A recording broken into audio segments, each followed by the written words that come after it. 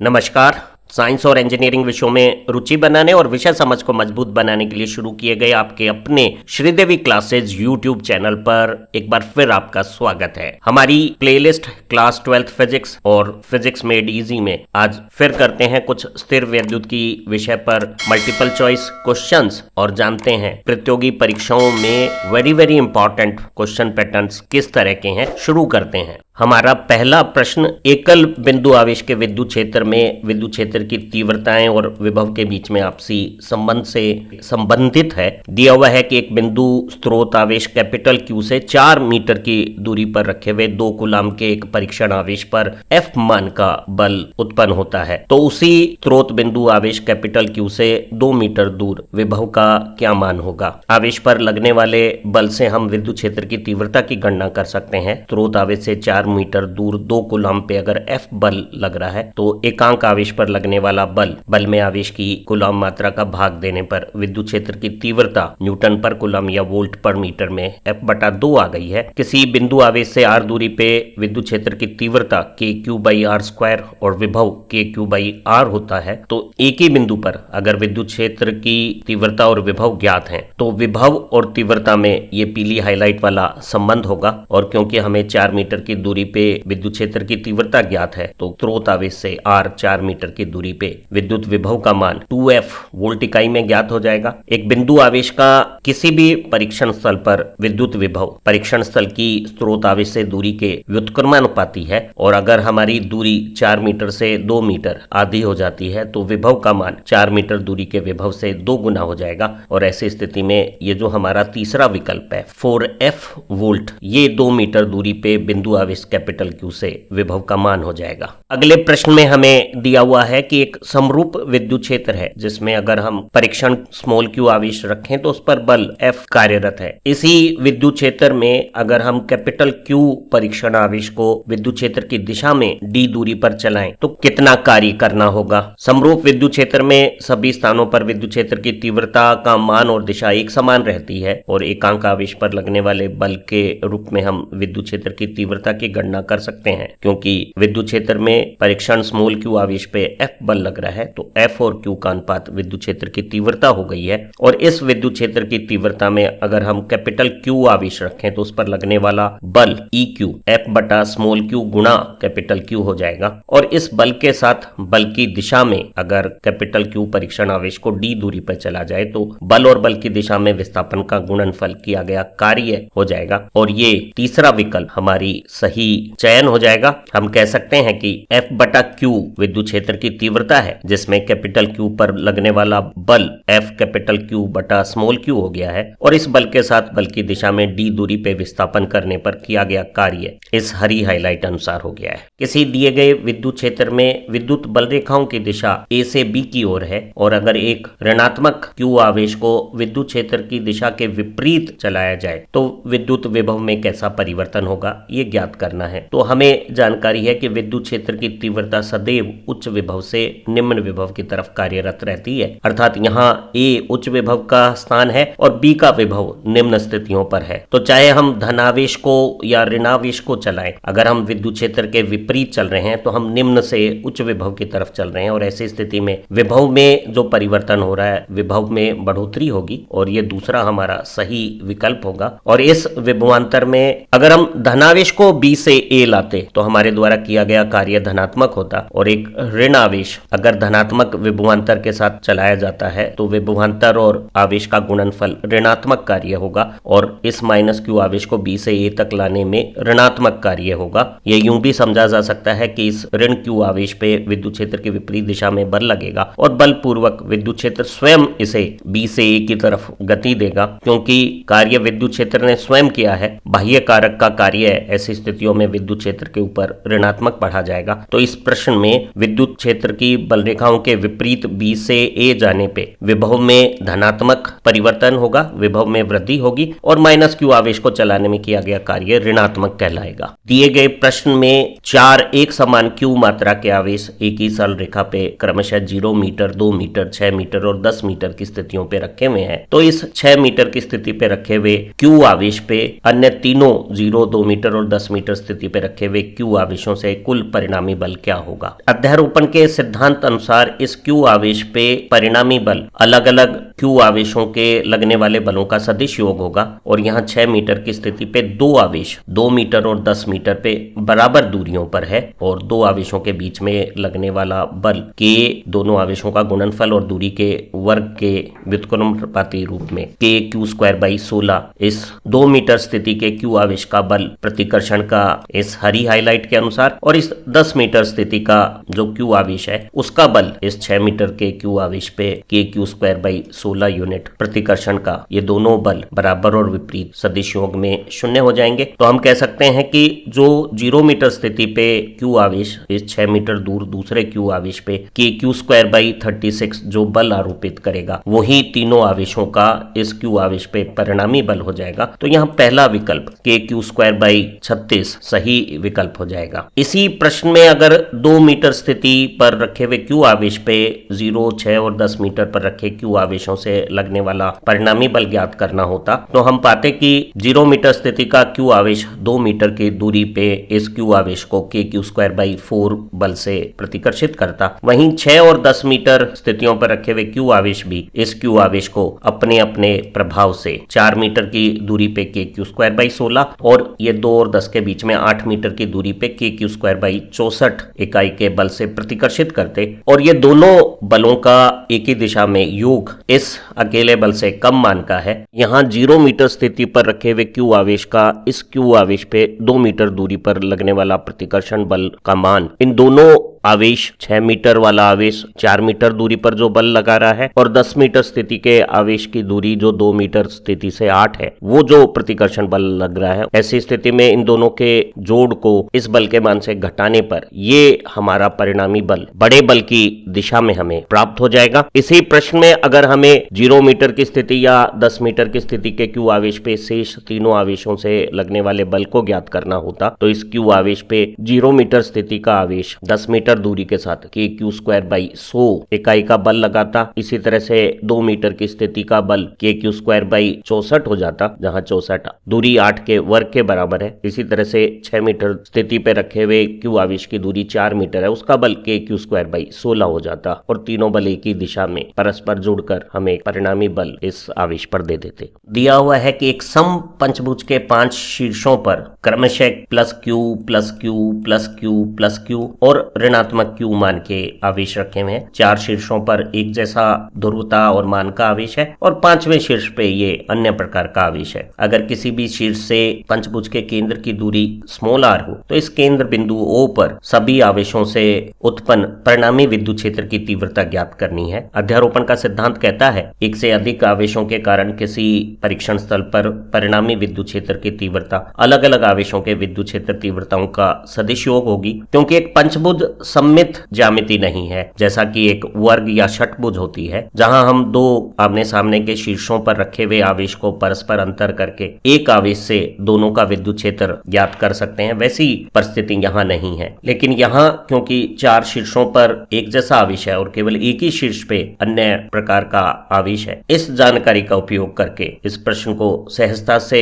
हल किया जा सकता है। अगर इस -Q आवेश को एक ऐसा आवेश जो अन्य सभी शीर्षों पर है उसके अलावा -2Q के साथ जोड़कर प्रदर्शित किया जाए तो -2Q और +Q का जोड़ -Q के बराबर है। अतः हम -Q को -2Q और एक +Q का योग मान सकते हैं। और अगर सभी शीर्षों पर एक समान मान के आवेश हों तो किसी भी समभुज के केंद्र बिंदु पर अलग अलग आवेशों के जो विद्युत बराबर मान के सममित दिशाओं में अगर परिणाम स्वरूप सदिश रूप से जोड़े जाएं तो इनका परिणामी योग 0 होगा। तो किसी भी बहुभुज के अगर सभी शीर्षों पर एक समान आवेश हो तो उसका केंद्र बिंदु पर परिणामी विद्युत क्षेत्र 0 हो जाएगा। और ऐसी स्थिति में ये जो -2Q आवेश है वो जो विद्युत क्षेत्र यहाँ केंद्र बिंदु O पर बनाएगा, ऋणात्मक आवेश अंदर की ओर जो विद्युत क्षेत्र बनाएगा r दूरी पे K2Q/r², वो इस पूरे आवेश तंत्र का जिसके 4 शीर्षों पर +Q और 5वें शीर्ष पर -Q आवेश है उसका परिणामी विद्युत क्षेत्र हो जाएगा।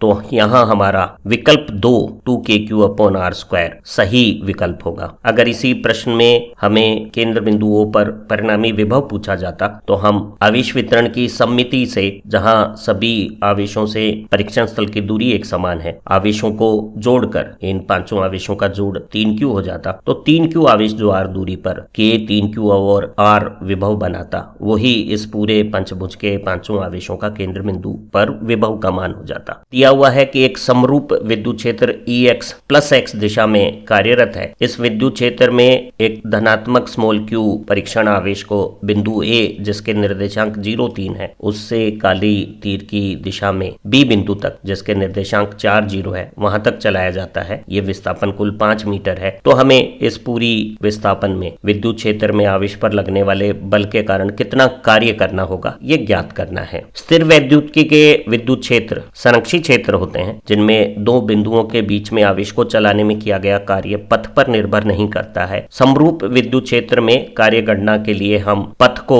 विद्युत क्षेत्र के बल के अभिलंब और अनुदिश लेकर इन गणनाओं को सहजता से कर सकते हैं। जब हम A से O 3 मीटर की इस विस्थापन पे विद्युत क्षेत्र का धनावेश पे लगने वाले बल के अभिलंब विस्थापन करते हैं, बल और विस्थापन जब लंबवत होते हैं तो आवेश को चलाने में विद्युत क्षेत्र के कारण बल लगने के बावजूद भी कोई कार्य नहीं होगा। वहीं O से B की तरफ 4 मीटर की इस विस्थापन पे विद्युत क्षेत्र के अनुदिश धनावेश पे बल लगेगा और इस QEX बल में 4 मीटर विस्थापन करने पर 4QEX कार्य होगा और ये कार्य विद्युत क्षेत्र द्वारा स्वयं किया जाएगा। बाह्य कारक द्वारा किए गए ऐसे कार्य को ऋणात्मक माना जाएगा। तो हमारा ये जो दूसरा विकल्प है -4QEX, वो A से B तक इस 5 मीटर विस्थापन में किए गए कार्य को दर्शाएगा, क्योंकि विद्युत क्षेत्र के अभिलंब चलने पर किसी भी विस्थापन पे कोई कार्य नहीं होगा। समस्त कार्य विद्युत क्षेत्र की दिशा में आवेश पर लगने वाले बल की दिशा में विस्थापन करने पर होंगे। और क्योंकि यहाँ कार्य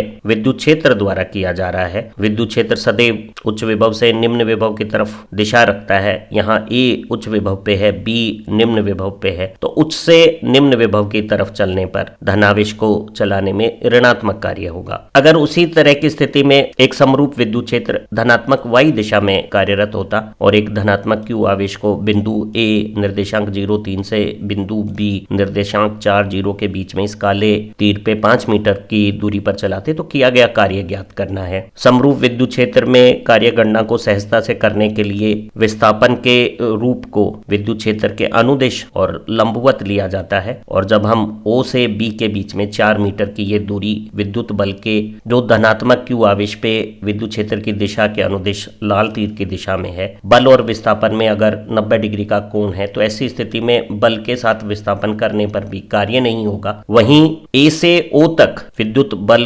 QEY के विरुद्ध 3 मीटर का ये विस्थापन, बल और विस्थापन का गुणनफल 3QEY एक धनात्मक कार्य होगा, क्योंकि हम विद्युत बल के विपरीत बाह्य कारक द्वारा कार्य करके विस्थापन कर रहे हैं और ऐसा कार्य जो विद्युत बल के विरुद्ध विस्थापन करने में बाह्य कारक द्वारा किया जाता है वो धनात्मक कहलाता है। तो इस प्रक्रिया में +3QEY धनात्मक कार्य A से B तक जाने में करना पड़ेगा। अगर इसी तरह के विस्थापन में विद्युत क्षेत्र की दिशा Z दिशा में होती, तो क्योंकि पूरा 5 मीटर विस्थापन विद्युत क्षेत्र के बल के लंबवत होता, तो ऐसी स्थिति में अगर विद्युत क्षेत्र Z दिशा में होता तो A से B तक आवेश को चलाने में कोई कार्य नहीं करना होता। दो स्रोत बिंदु आवेश +Q और -Q के विद्युत क्षेत्र में दो बिंदुओं A और B के बीच में जिनके मध्य दूरी D है, विद्युत विभवांतर ज्ञात करना है। धनात्मक Q आवेश A से a दूरी पर और ऋणात्मक Q आवेश B से a दूरी पर है। दो बिंदुओं के बीच में विभवांतर ज्ञात करने के लिए दोनों बिंदुओं के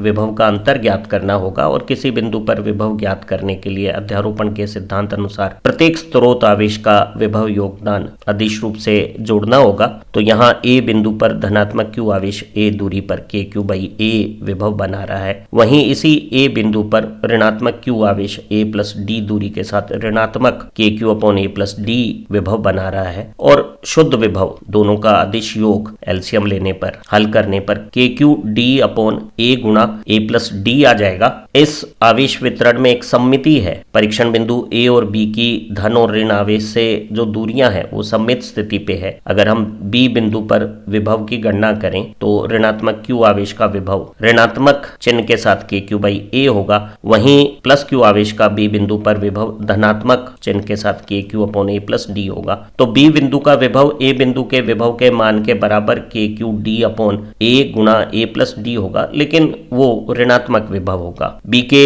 ऋणात्मक विभव में से ए का धनात्मक विभव घटाकर ए और बी के बीच में अगर हम विभवांतर ज्ञात करें तो वो ऋणात्मक होगा और उसका मान -2k3 डी अपॉन डी गुणा ए प्लस डी ज्ञात हो जाएगा। एक्स अक्ष पर क्रम से दुगनी दूरियों के साथ 2 metre, 4 metre, 8 metre, 16 metre, 32 metre और इसी प्रकार अनंत तक दुगनी दूरियों के साथ सभी बिंदुओं पर क्यू आवेश अगर उपस्थित हो तो मूल बिंदु पर इन सभी अनंत तक वितरित आवेशों से परिणामी विद्युत विभव क्या होगा ये ज्ञात करना है। अध्यारोपण का सिद्धांत कहता है किसी एक बिंदु पे एक से अधिक आवेशों का परिणामी विभव अलग अलग बिंदु आवेशों के विभव के योग के बराबर होगा। तो यहाँ 2 मीटर दूरी पर जो क्यू आवेश है उसका विभव हो गया के या 1/4 पाई एप्सिलॉन 0 क्यू बटा आर 2 मीटर दूरी। इसी तरह से 4 मीटर दूरी, 8 मीटर दूरी, 16 मीटर दूरी के विभव अनंत तक हम ज्ञात कर सकते हैं। और ये पीली हाईलाइट में जो श्रृंखला आई है अनंत, वो एक गुणोत्तर श्रेणी है जिसमें 2 क्रमागत राशियों का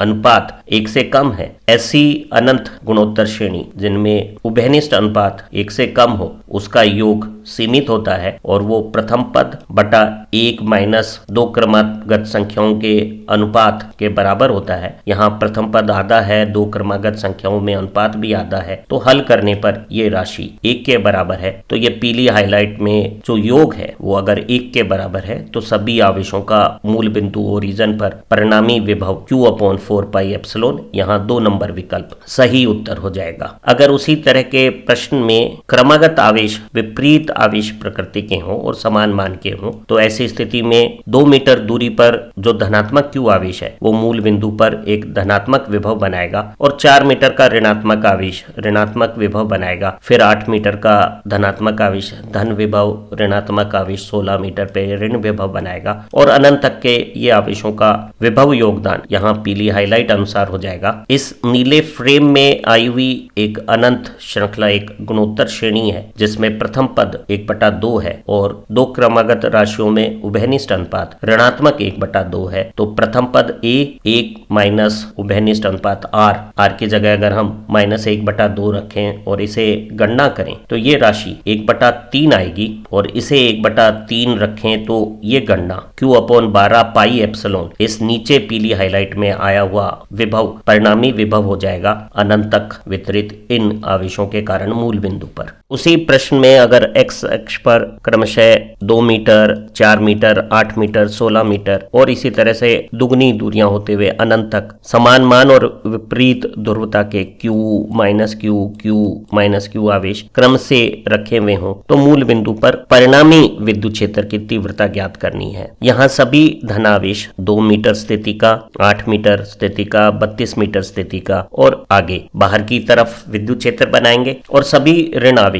नीले तीर की दिशा में अंदर की तरफ विद्युत क्षेत्र बनाएंगे और जो आवेश दूर अधिक हैं उनकी विद्युत क्षेत्र तीव्रताओं के मान कम होंगे। तो यहाँ 2 मीटर दूरी पर रखे हुए धन आवेश का विद्युत क्षेत्र के Q बाई 2 का वर्ग 4 हो जाएगा। 8 मीटर पर रखे हुए Q आवेश का विद्युत क्षेत्र के Q बटा 8 का स्क्वायर 64 हो जाएगा और इसी प्रकार दूसरे आवेशों के विद्युत क्षेत्र आ जाएंगे और सभी ऋण आवेशों के विद्युत क्षेत्र 4 मीटर का के Q बाई 16, 16 मीटर का के Q बाई 16 का वर्ग 256 विपरीत दिशा में आएंगे। सदिश जोड़ करते समय विपरीत दिशा के सदिशों को घटाना पड़ेगा और घटाव से परिणामी विद्युत क्षेत्र का मान इस पीली हाईलाइट के अनुसार लाल तीर की दिशा में ज्ञात हो जाएगा। ये जो नीले फ्रेम में आई हुई राशि है वो एक गुणोत्तर श्रेणी है जिसका सार अनुपात 1 से छोटा है और ऐसी गुणोत्तर श्रेणी में अनंत पद होते हुए भी योग सीमित होता है और इसका योग प्रथम पद a बटा 1 माइनस सार अनुपात अनुपात r होता है। यहाँ प्रथम पद भी 1/4 है और सार अनुपात -1/4 है। हल करने पर -5, हर में राशि 5/4, 4 ऊपर और नीचे हरांक में निरस्त हो जाएंगे और ये योग 1/5 आ जाएगा और हम पाएंगे सभी आवेशों का मूल बिंदु O पर परिणामी विद्युत क्षेत्र KQ/5 वोल्ट पर मीटर प्राप्त हो जाएगा। अगर उसी तरह के प्रश्न में सभी आवेश एक समान ध्रुवता के होते और क्रमशः दुगनी दूरियों पर रखे हुए हैं तो इन सब के विद्युत क्षेत्र एक ही दिशा में आते हुए परस्पर जुड़ जाएंगे और 2 मीटर दूरी का विद्युत क्षेत्र KQ/4, 4 मीटर का KQ/16, 8 मीटर का KQ/8 का वर्ग 64 और इसी तरह से KQ/256 और दूसरी राशियां आएगी। एक बार फिर KQ को कॉमन लेने के बाद नीले फ्रेम की अनंत संख्याओं का ये जो श्रेणी है वो एक गुणोत्तर श्रेणी है जिसमें सार अनुपात 2 क्रमागत अंकों में अनुपात 1 से छोटा है और ऐसी अनंत श्रेणी जिसका सार अनुपात 1 से छोटा हो उसका अनंत पदों का भी योग सीमित होता है, वो A 1 - R होता है। A यहाँ प्रथम पद है 1/4 और R सार अनुपात है धनात्मक 1/4। हल करने पर 1 में से 1/4 3/4 हो जाएगा। 4 हरांक में दोनों तरफ अंश और हर में निरस्त हो जाएगा और ये योग 1/3 हमारी इस अनंत आवेश श्रृंखला का मूल बिंदु O पर परिणामी विद्युत क्षेत्र KQ/3 वोल्ट पर मीटर बता रहा है। स्थिर वैद्युतिकी के अध्ययन में हम अनेक प्रकार की विद्युत राशियों का अध्ययन करते हैं, उनमें से कुछ सदिश और कुछ अदिश हैं। हमसे पूछा है विभव प्रवणता और विद्युत फ्लक्स में अदिश राशियां कौन कौन सी हैं। तो विद्युत विभव एकांक आवेश को चलाने में किया गया कार्य होता है और क्योंकि कार्य एक अदिश राशि है तो विभव भी एक अदिश राशि है, लेकिन विभव की प्रवणता विभव में विस्थापन के साथ परिवर्तन की अधिकतम दर है और ये एक सदिश राशि है जिसकी दिशा विद्युत क्षेत्र की दिशा के ठीक विपरीत होती है। तो जो विभव प्रवणता है वो एक सदिश राशि है, हालांकि विभव स्वयं में एक अदिश राशि है।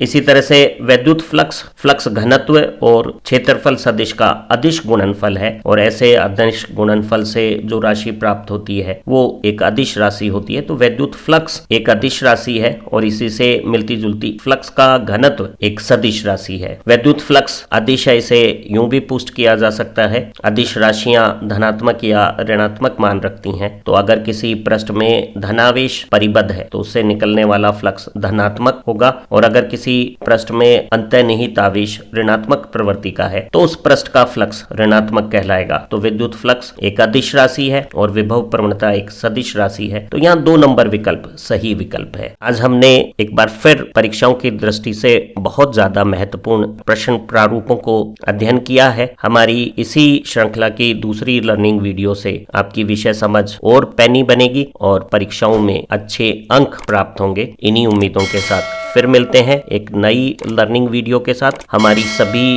वीडियो को देखने और सराहने के लिए आपका बहुत बहुत धन्यवाद।